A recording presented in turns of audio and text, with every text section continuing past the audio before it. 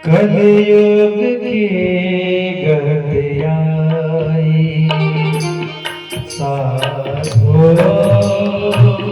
कलयुग की गहराई साधो, कलयुग की गहराई साधो, कलयुग की गहराई अपना दोष न देखे कोई, निंदा करत पराई। अपनी गलती कोई नहीं स्वीकार करता है। आप अपने जीवन में क्या गलत कार्य कर रहे हैं, कोई नहीं। मैं जो करता हूँ वही सत्य है, इसके अतिरिक्त कुछ भी नहीं है। अपना दोष न देखे कोई, निंदा करत पराई। अपना दोष न देखे कोई, निंदा करत पराई। साधो, कलयुग की गहराई साधो, कलयुग की गहराई साधो, कलयुग की गहराई,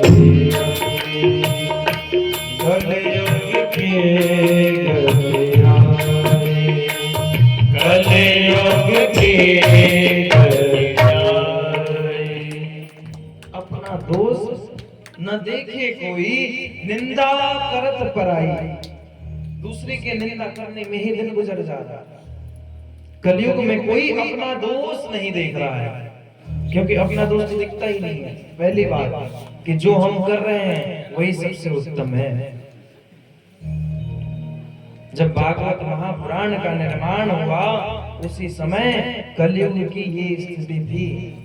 उसी समय बता दिया गया था कि कलयुग में ये दुर्गति होने वाली है। अब नारद जी भक्ति करने के लिए आए थे यहाँ पे, पर उन्हें न संत के पास सत्संग करने का अवसर मिला, न गृहस्थियों के पास मिला, ना ही पृथ्वी लोक पर कहीं प्राप्त हुआ। कलयुग की दुर्गति को देख करके वो दुखी हो गए। कहते कि चलो वो एक ऐसा स्थान है जहां भगवान जन्म लेकर के आए थे, वहां पे हो सकता है कि भक्ति अभी भी हो, भगवान की कथाएं सुनी सुनाई जाती हैं। तो नारद जी धीरे धीरे पहुंच गए वृंदावन। कहां पहुंचे? वृंदावन। वृंदावन जब पहुंचते हैं तो वहां भी जाते ही उन्हें एक महा आश्चर्य दिख रहा है। तत्राश्चर्यम महानिष्टम। वहां जाने के बाद उन्हें एक आश्चर्य दिखता है। क्या आश्चर्य दिखता है?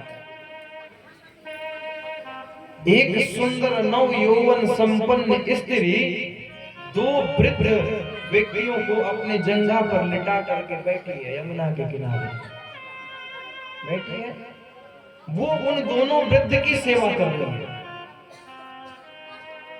और उस नव यौवन स्त्री की सेवा करने के लिए सुंदर सुंदर स्त्रियां लगी हुई हैं। और वो स्त्री विलाप करते हुए भगवान को याद कर रही हैं और उन बालकों की सेवा कर रहे हैं, उन वृद्धों की सेवा कर रही हैं। नारद जी देखते हैं और कहते हैं कि ये दो वृद्ध को अपने गोद में लिटा करके ऐसे सेवा कर रही हैं और विलाप कर रही हैं, तो कहीं ना कहीं कोई कारण होगा, कोई दुख होगा।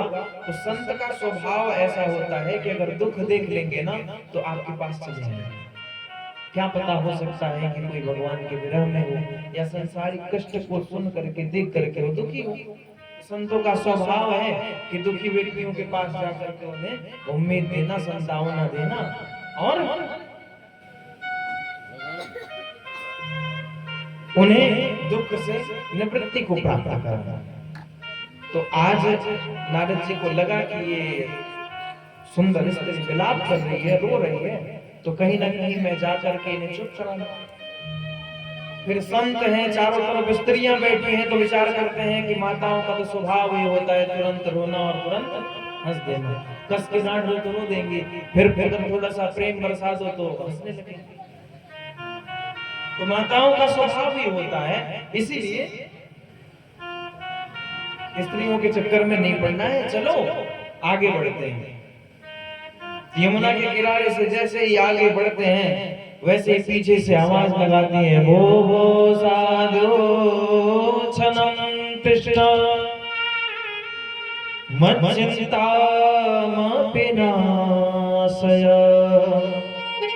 हे साधु, वो सुंदर स्त्री जो बैठ करके विलाप कर रही थी, वो तुरंत आवाज लगाती है, भो साधु क्षणम तिष्ठ, एक क्षण जरा रुक जाइए हे साधु महाराज, थोड़ा रुक करके हमारी चिंता का हरण करिए, हमारी चिंता का नाश करिए। नारद जी कहते हैं, विचार करते हैं कि अभी तक तो ठीक था कि इनका मामला था, मैं नहीं गया, परंतु अगर अब मुझे बुलाया जा रहा है तो मुझे जाना चाहिए। यह विचार लेकर के नारद जी स्त्री के पास पहुंचते हैं। तो स्त्री के दुख का कारण पूछते हैं। आज स्त्री अपने दुख का कारण बता रही है और अपना परिचय दे रही है। अहम भक्ति ख्याता इमो में तनवो मतो ज्ञान वैराग्य नामानो कालयोगेन जजरो। कहती हैं कि अहम भक्ति ऋतिख्याता, मैं साक्षात भक्ति महारानी हूँ, मेरी ख्याति भक्ति नाम से प्रसिद्ध है। इमो में तनयो मतो, ये जो दोनों है ना, ये दोनों कोई और नहीं मेरे पुत्र हैं। अब नारद जी एक बार उन दोनों बूढ़े व्यक्ति को देखें और एक बार अपने आप को देखें और एक बार उस सुंदर स्त्री को देखें। आश्चर्य की बात है, अगर कभी आपने सुना है कि पुत्र बूढ़े हो गए और माता अभी जवानी है? ऐसा नहीं हो सकता। पिता बुजुर्ग हो सकते हैं, पुत्र पिता से उम्र में अधिक नहीं हो सकता। नियम ही नहीं है, ऐसा हो ही नहीं सकता है। आश्चर्य देखते हैं, इसीलिए तो कहते हैं तत्राश्चर्यम मया दृष्टम। नारद जी एक आश्चर्य को देखते हैं। यही आश्चर्य है कि एक नव यौवन संपन्न स्त्री दो बुजुर्ग को अपने जंघा पर लिटा करके उनका सेवा कर रही है और वो अपना परिचय देते समय कह रही है कि ये कोई और नहीं है, मेरा पुत्र है। अब नारद जी बहुत चक्के में रह गए कि ये सुंदर स्त्री की ये वृद्ध पुत्र कैसे हो सकते हैं। तो कहती हैं कि देखिए नारद जी, मैं आपको जानती हूँ कि आप देवताओं के ऋषि हैं।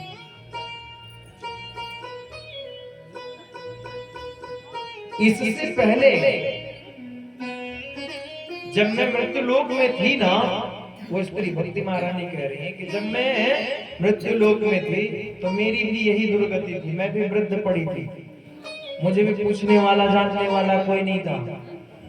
अरे ये तो कैसे कैसे कृपा हुआ और मैं वृंदावन आई आपके तरह घूमते घूमते, और वृंदावन के संयोग पाते ही मैं नवयौवन संपन्न हो गई। भक्ति महारानी कहती है कि वृंदावन में आते ही मैं जवान हो गई, लेकिन ये जो दो मेरे पुत्र है ना, इनका नाम ज्ञान और वैराग्य है, ये दोनों ऐसे के ऐसे ही रह गए। तो वृंदावन में भक्ति तो खूब है, लेकिन ज्ञान और वैराग्य के विषय में उतना नहीं माना जाता। ज्ञान के लिए अगर बात होती है तो काशी याद आता है, और वैराग्य की बात होती है तो परमेश्वर अखिलेश्वर भगवान राघवेंद्र सरकार रामलला का जो मंदिर स्थापित अयोध्या में हुआ है ना, उस भूमि को त्याग की भूमि कहा गया है, वैराग्य की भूमि कहा गया है। अगर किसी को संत बनना हो ना, तो या तो नर्मदा की परिक्रमा में निकल जाए, या नहीं तो अयोध्या में वास पाले। अगर किसी को ज्ञान प्राप्ति करना है तो काशी चले जाए, बनारस जाकर के खूब पढ़ाई करें, विद्वान हो जाए। अगर किसी को भक्ति प्राप्त करना है तो वृंदावन चले जाए। हाँ, बोलते रहेंगे राधे राधे करते। रिक्शा वाला भी हो, सीटी नहीं ले जाता है। अब तो बजने लगा है, अब काफी बजने लगे हैं, नहीं तो पहले तो राधे राधे ही। आज से 5 साल पहले की मैं बात बता दूं कि राधे राधे ही करते थे, घंटी नहीं बजाते थे लोग। साइकिल चला रहे हैं, रिक्शा वाला कभी घंटी यूज नहीं करता है। जैसे सामने वाले व्यक्ति को देखेगा तो राधे राधे कह देंगे, समझ जाएंगे पीछे से रिक्शा। आजकल तो रिक्शा खत्म हो गया, तो चल रहा है टोटो, है ना, ई रिक्शा चल रहा है। तो वहां चलते फिरते भी लोग राधे राधे करते रहते। क्यों? क्योंकि वहां भक्ति महारानी अभी भी नवयौवन संपन्न है। अब भक्ति महारानी कहती है कि मैं तो नवयौवन हो गई, परंतु ये दोनों मेरे पुत्र का कोई उपाय नहीं हो रहा है, आप जरा इनको भी जवान कर दीजिए। नारद जी तो ऐसे ही परेशान थे कि उन्हें न कभी सत्संग मिल रहा है, न कहीं संतों का संग मिल रहा है, ऊपर से ये ज्ञान और वैराग्य को बढ़ाने की बात और आ गई। अब क्या किया जाए? तब जाके नारद जी सुंदर सुंदर कथाओं को सुनाने लगते हैं। गीता, वेद, पुराण इत्यादि के बार बार पाठ करने लगते हैं। क्या पता ज्ञान जागृत हो जाए, वैराग्य बढ़ जाए। भक्ति तभी आपका सार्थक है जब तक आपके भीतर ज्ञान और वैराग्य हो, है ना। इसीलिए भक्ति के 2 पुत्र हैं, ज्ञान, वैराग्य। आपके पास पहली बात भक्ति तो होनी चाहिए। भक्ति है मतलब माता है, दोनों पुत्र ज्ञान और वैराग्य भी होना चाहिए। ज्ञान होना चाहिए कि पूजन कैसे किया जाता है, ज्ञान ये होना चाहिए कि भगवान की सेवा कैसे की जाती है। आज की मैं बात बताता हूँ। आज न जाने कितने स्थान पे माता सरस्वती का पूजन हो रहा होगा, पुष्पांजलि देने के लिए पीछे से ही लोग फेंक देते हैं। लो पूरा बतासा चढ़ाना हो, पंडाल में भीड़ है, जो दूर से ही फेंक देंगे। हाँ, दुर्गा जी को बतासे का भोग लगता है बड़ा सुंदर पंडाल में। विशेष रूप से जब उनका विसर्जन होता है, उसमें बतासा चढ़ाया जाता है। ये तो पंडाल की गति रही, मंदिर की बात सुनी है। अगर बिहारी जी में भीड़ हो जाए ना, तो दूर से ही पेड़ा फेंक के चले आते हैं। गलती से कोई पकड़ लिया, पास में पहुंच गए।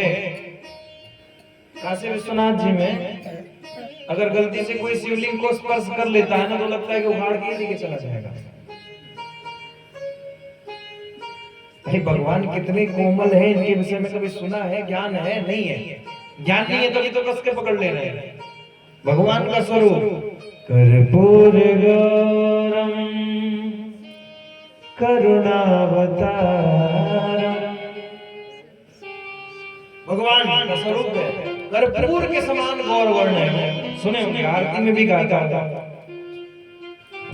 सोच लीजिए, जो थोड़ा सा गोरा रहता है उसको ऐसे छू दीजिए तो लगता है कि सामने से रक्त निकल के आ जाएगा, लाल हो जाता है।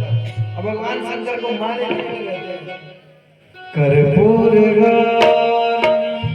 करुणावतारम संसार सारम भुजगेंद्र भारम सदा वसुंधरम हृदयारविंदे भवं भवानी सहितं नमामि। भगवान जो कर्पूर के समान गौर वर्ण वाले हैं, उनको हम लोग ऐसे पकड़ लेते, लगता है उखाड़ के ले जाते। ज्ञान नहीं है हमको कि भगवान कितने कोमल हैं। कपूर देखे हैं ना जो आरती करते हैं, कितना सफेद होता है, उससे सफेद कुछ नहीं होता। उतना सुंदर भगवान शंकर हैं।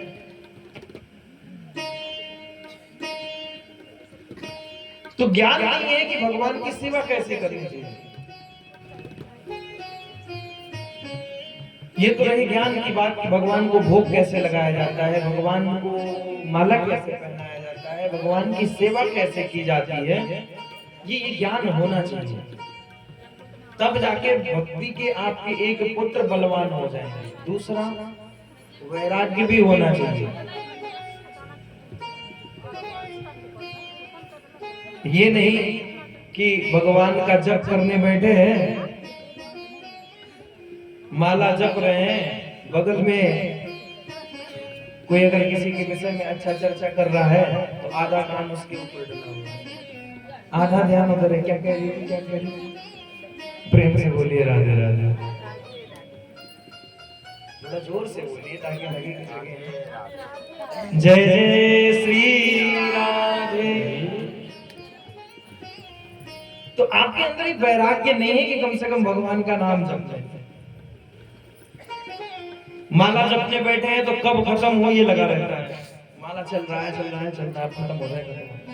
आधा ध्यान तो आपके माले पे है कि कब खत्म हो जाए। राम राम राम राम किए जा रहे हैं। एक तो बड़े अच्छे संत हुए हो, संतों के पास बड़े बड़े माला आते हैं, जो संत हैं दिव्य संत, वो बैठ करके एक ही स्थान पे माला जपते हैं।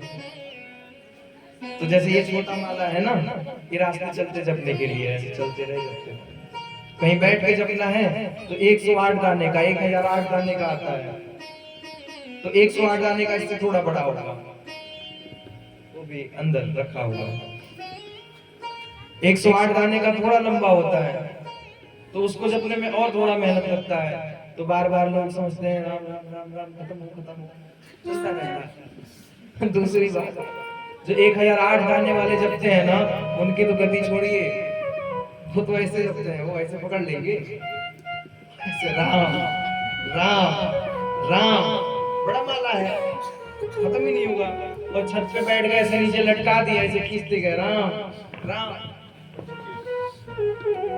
कोई पूछता है भैया ये क्या कर रहे हैं, राम नाम की लूट है, वो जितना लूट पाएंगे लूट लीजिए, इसलिए खींचे चले जाओ। संख्या पूरा करने से कुछ नहीं होता है, आप मत जपिए माला। पर भगवान का अगर एक बार भी नाम ले रहे हैं ना, तो कल्याण जरूर हो जाएगा। इसीलिए जो भी कर्म करें भाव से करें। भगवान का नाम भी अगर जपना है तो प्रेम से जपें, क्योंकि भगवान बड़े सहजता से और प्रेम से मिलते हैं। तो आपको ये वैराग्य भी होना चाहिए। ये नहीं कि पड़ोसी अगर चर्चा कर रहा है तो आधा काम उधर लगाए, घर पे उबलता हुआ दूध देख लिया तो माला पटक के तुरंत वहां चले जाए।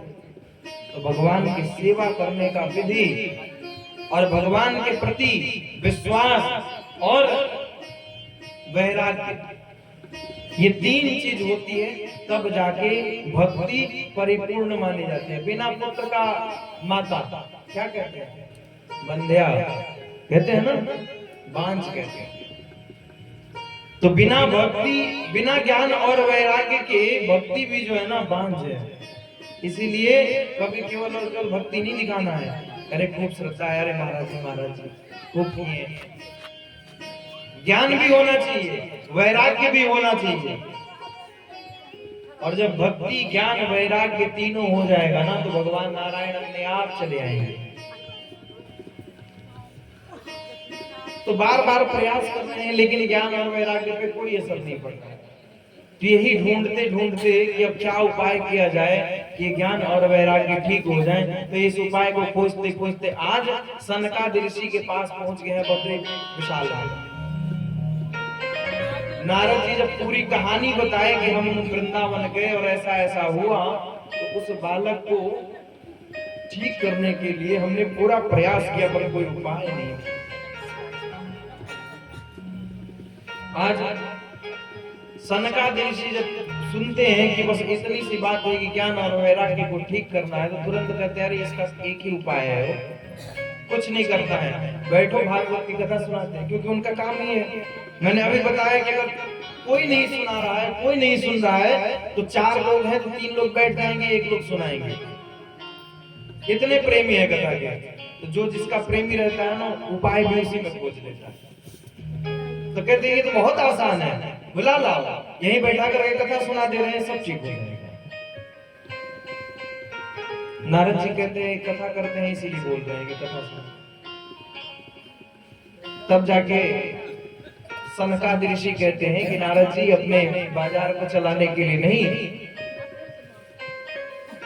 वास्तविकता यही है कि भगवान नारायण की कथा हमारे सनातन धर्म में सबसे बड़ी कथा है। भगवान नारायण की कथा श्रीमद् भागवत महापुराण का जो यज्ञ कराता है, इससे बड़ा यज्ञ और कुछ है ही नहीं। क्योंकि इसमें भगवान का भजन, भगवान का कीर्तन, भगवान की लीलाओं का रसास्वादन सब होता है। इसीलिए ये कथा सबसे उत्तम है। और आज इस बात को सुन करके नारद जी तुरंत लेकर के चलते हैं सनकादिक ऋषियों के पास, और जाकर के दिव्य कथा का श्रवण करवाया जाता है। दिव्य कथा होती है, और कथा सुनते ही आज वृंदावन में साक्षात भक्ति महारानी ज्ञान और वैराग्य के साथ फलित हो जाती है। इस कथा का इतना देन है, इतनी कृपा है कि ज्ञान और वैराग्य दोनों परिपूर्ण हो जाते हैं, स्वस्थ हो जाते हैं। भक्ति सुसौदो तरुणो गृहीत्वा प्रेमैक रूपा सहसा विरासे। भगवान के दिव्य कथा को सुन करके भक्ति महारानी पुष्ट हो जाती है, ज्ञान और वैराग्य नव यौवन संपन्न हो जाते हैं। और वृंदावन में आज भी भक्ति महारानी उसी प्रकार से वास करती हैं। इसीलिए कभी अवसर मिले ना, तो कहीं जाए या ना जाए, वृंदावन जरूर जाइएगा। क्यों? क्योंकि जब माता से मिलेंगे, भक्ति महारानी से मिलेंगे, तो ज्ञान और वैराग्य उन्हीं के पुत्र हैं, धीरे धीरे आपके पास आ जाएंगे। माता को छोड़ करके पुत्र कब तक रह सकता है? 1 घंटा, 2 घंटा, 4 दिन, 8 दिन, 10 दिन, धीरे धीरे तो ज्ञान और वैराग्य दोनों आ ही जाएंगे। भक्ति के लिए पुत्र हैं। इसलिए जब जब अवसर मिले तो एक बार कभी वृंदावन चला ही जाना है। बड़ा सुंदर भाव है। सांवरे को दिल से लगा करके देखो, सांवरे दिल को लगा करके देखो, एक बार वृंदावन देखो, एक बार वृंदावन देखो, सांवरे दिल को लगा कर तो देखो, सांवरे दिल को लगा करके देखो, एक बार वृंदावन देखो, एक बार वृंदावन करके देखो।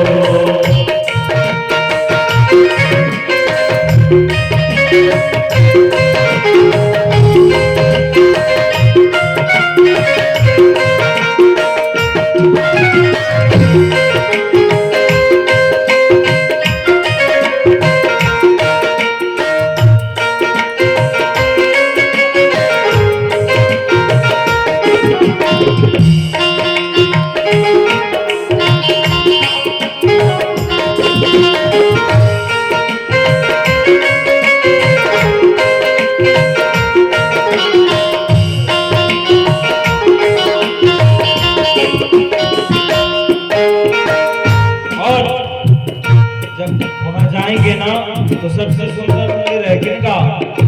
बांके बिहारी का। वृंदावन में जाने के बाद सबसे पहला दर्शन बांके बिहारी का ही होगा। बगल में राधा वल्लभ लाल है, राधा रमन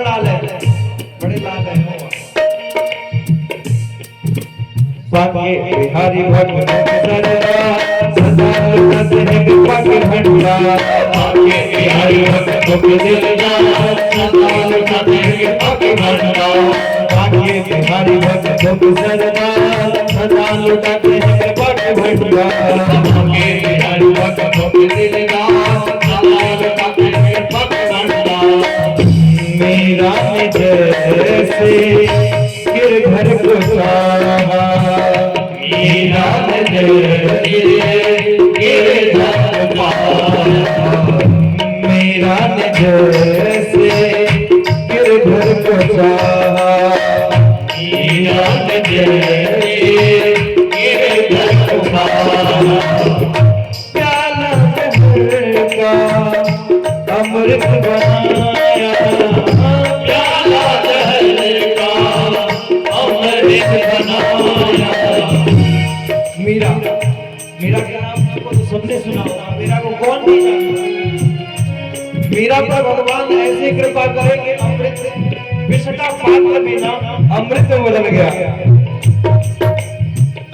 मीरा जैसे गिरधर को पाया मीरा जैसे गिरधर को पाया।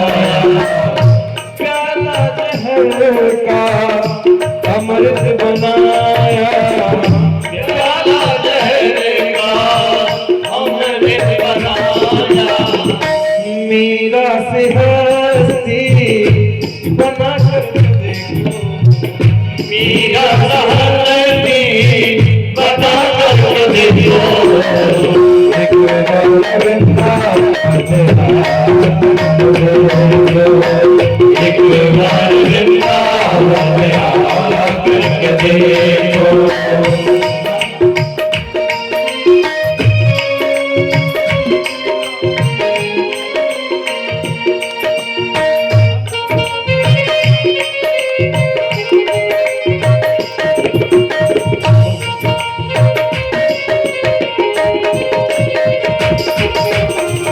एक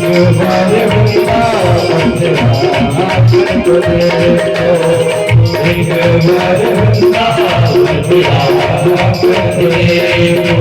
बाके बिहारी भक्त सरदा सदा लुटते हैं कृपा के भंडार। बाके बिहारी भक्त सरदा सदा लुटते हैं कृपा के भंडार। बाके बिहारी भक्त सरदा सदा लुटते हैं कृपा के भंडार।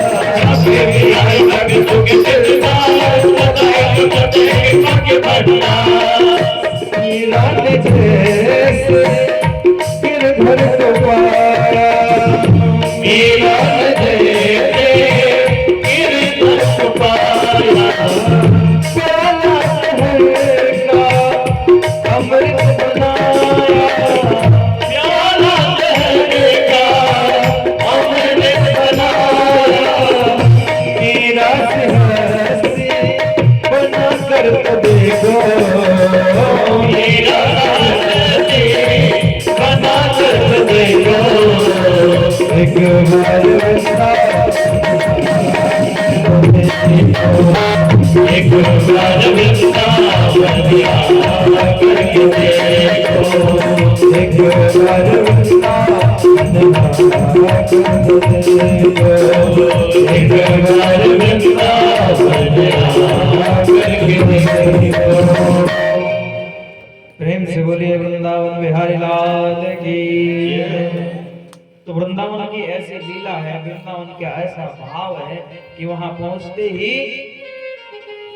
भक्ति अपने आप उत्पन्न हो जाती है, ज्ञान अपने आप बढ़ने लगता है, वैराग्य अपने आप जागृत होने लगता है। इसीलिए कभी कभी तीर्थों का भी संग कर लेना चाहिए। कभी अवसर मिले तो तीर्थों में भ्रमण कर लेना चाहिए। क्यों? क्योंकि वहां जाने से कुछ होता नहीं है, वो माहौल मिल जाता है, वो सुंदर वातावरण मिल जाता है, जिससे अपने आप आपके मन में भक्ति ज्ञान वैराग्य जागृत होने लगता है। तो भागवत की इतनी महिमा है कि कलयुग में इतने दुख होने के बाद, इतनी विपत्तियां होने के बाद, इतनी कठिनाइयां होने के बाद भी एक ऐसा उपाय है जिसको कर लेने से संसार से मुक्ति मिल सकती है। वो यही है श्रीमद् भागवत महापुराण की सेवा, श्रीमद् भागवत महापुराण की तत्व। अब प्रश्न आता है कि भैया अगर भागवत सुनने से सुना हो कि पितृ दोष शांत हो जाता है, सुने हैं कि पितर लोग तर जाते हैं, तो जरा हमें ये बताइए कि कैसे कैसे पापियों का कल्याण हो सकता है। भाई इसकी तो कुछ क्षमता होगी ना। कोई भी अगर दवा भी बनती है तो बुखार के लिए अलग बनता है, खांसी के लिए अलग बनता है। तो ये भागवत महापुराण है, ये कैसे कैसे पापों को दूर कर सकता है, कौन कौन पाप मिटा सकता है। तो कहते हैं ये मानवाः पापकृतस्तु सर्वदा सदा दुराचाररताभिमार्गगा क्रोधाग्निदग्धा कुटिलाश्च कामिनो सप्ताहयज्ञेन पुनः कलंकते। कहते हैं कि ऐसा कोई पाप ही नहीं है जो इस कथा से नहीं कट सकता।